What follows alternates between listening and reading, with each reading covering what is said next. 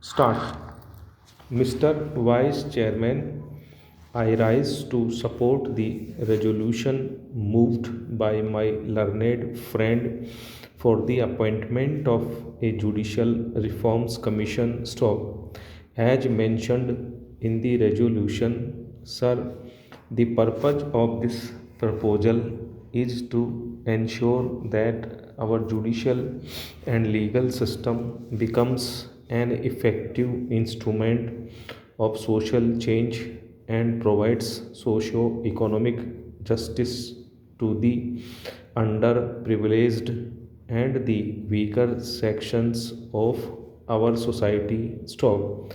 Sir, it is a fact and it is also a pity that despite the lapse of 67 years since our independence and despite the appointment of a law commission, we have not yet been able to evolve a legal system, a judicial system suited to our needs, and we are still guided by and large by the British system of law. Stop.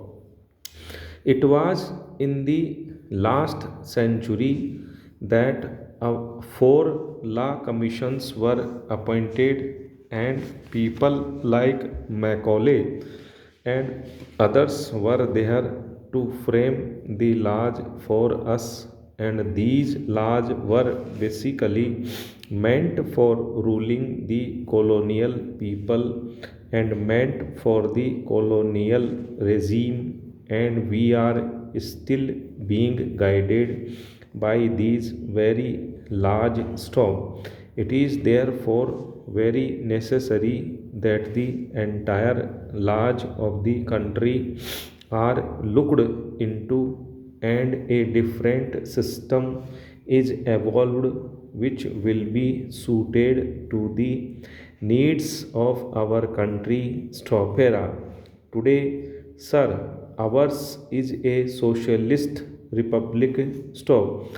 The laws that we have enacted were originally those of the British and they were not meant for a socialist republic. Stop. As I said earlier, they were meant for a British colony. Stop. But, sir, today the judicial system has to be an instrument of social change so that the society may be developed on the desired socialistic pattern. Stop. Otherwise, the very spirit of our constitution will be killed, and that is why it is felt necessary that a judicial reforms commission should be appointed to look into this very important matter. Stopera. Sir, according to me, the judiciary is not merely an interpreter of law. Stop. The judiciary has a much more important obligation to perform. Stop.